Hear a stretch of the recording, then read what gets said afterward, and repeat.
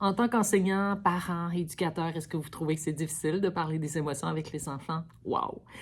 Mais tellement un sujet précieux, mais en même temps, on le sait pas, on dirait qu'on marche sur des œufs à chaque fois qu'il faut parler de l'univers des émotions. Moi, avec la météo intérieure, je trouve ça tellement plus facile parce que ça permet vraiment de mettre des images sur des sensations que l'on vit à l'intérieur de soi. Tout à l'heure, j'étais dans une classe de deuxième année et puis on s'amusait à aller découvrir quelle météo intérieure on vit, à quel endroit dans notre corps on ressent ça, puis qu'est-ce qu'on a besoin. Alors, je voulais vous présenter des dessins. Regardez ici. Petite demoiselle, elle se sent dans 3 météos intérieures. Arc-en-ciel, pluie et de l'orage. Et à quel endroit elle ressent ces météos intérieures dans son corps? Donc, elle a fait des flèches. Donc, dans la tête, l'arc-en-ciel. On dirait que son orage s'en va au cœur et sa pluie aussi. Et après ça, quelle est l'autre étape? Mais qu'est-ce qu'on a besoin quand on est dans des météos inconfortables? Et la phrase, c'est qu'elle dit « J'ai besoin de parler ». Donc, c'est simple, hein? Enseigner le monde des émotions, il faut juste être à l'aise en tant qu'adulte avec ce qui se passe aussi dans notre cœur. Moi, je suis pas là pour ramener les enfants dans une météo ensoleillée. Je suis là pour les aider à prendre conscience de ce qu'ils vivent à l'intérieur d'eux et puis de reconnaître cet inconfort-là et puis tranquillement observer les besoins qui se cachent derrière. On en a un autre ici. Quand même beaucoup d'émotions, vous ne trouvez pas? Il y a de l'orage, il y a du vent, il y a de la pluie, et tout ça est ressenti dans le cœur. Donc, il a fait ici là, un mélange d'émotions dans son cœur. Et qu'est-ce qu'il a besoin, ce petit copain-là? J'ai besoin de mon frère. Ouais! Alors, ça aide les jeunes à comprendre que lorsque je suis dans une météo intérieure inconfortable, c'est OK. Et déjà, de le dessiner, ça me fait prendre conscience que aussi, j'ai quelque chose d'inconfortable à l'intérieur de moi, mais tranquillement, je comprends que j'ai un besoin qui est là. Puis ce besoin-là, c'est simple, hein? Souvent c'est d'être considéré, d'être aimé, d'être reconnu, de ne pas être seul dans l'émotion qu'on vit. Mais si vous saviez ici, dans la classe, comment c'était beau, parce que les enfants, en fait, ils se rendent compte qu'ils sont pas seuls à vivre des émotions inconfortables. Toute la classe en vit et la plupart, ils ont toutes dessiné des émotions aussi dites inconfortables. J'en ai un autre ici, tiens. Je vis le nuageux, je vis l'arc-en-ciel et je vis l'orage.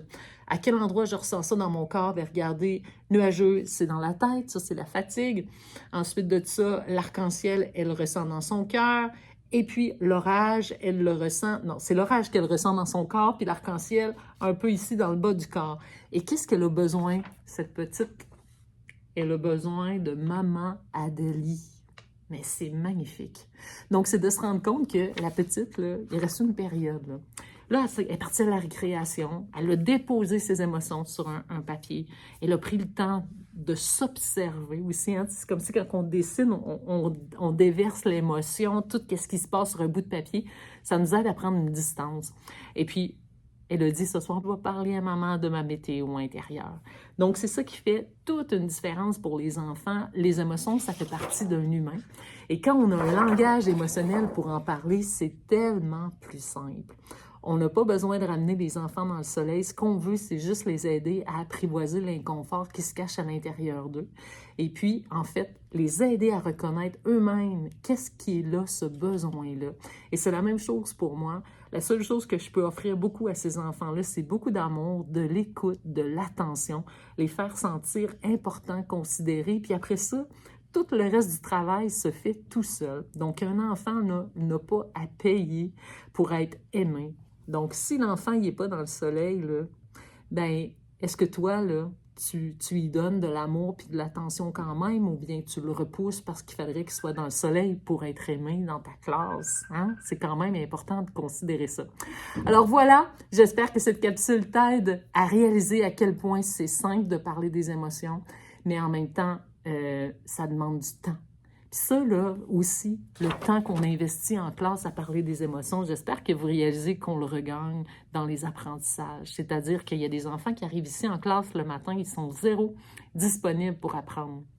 Donc là, toi, tu vas travailler toute la journée pour essayer de leur faire apprendre la matière quand finalement, tu ne sais même pas ce qui s'est passé dans le cœur de cet enfant-là. Peut-être qu'il arrive ici ce matin, il est complètement là, désorganisé parce qu'il a vécu quelque chose de difficile à la maison. Bien, les mathématiques puis le français, ça ne fonctionnera pas. Alors, c'est important, c'est une priorité de prioriser le monde des émotions à l'école et c'est loin d'être une perte de temps. Puis un enfant devrait être aimé en tout temps.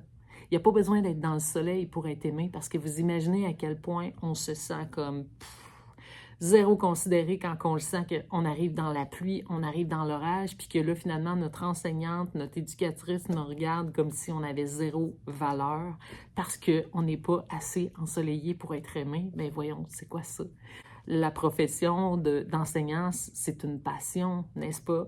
C'est pas une job. Donc, la passion avant tout, l'humain avant tout. Et puis, ça nous demande pas du temps d'aimer des enfants. Au contraire, ça nous permet tellement de nous sentir comme énergisés par notre travail. Parce qu'avant tout, c'est l'enfant. C'est pas ta table de matière puis toutes les choses que tu as à faire. L'enfant avant tout.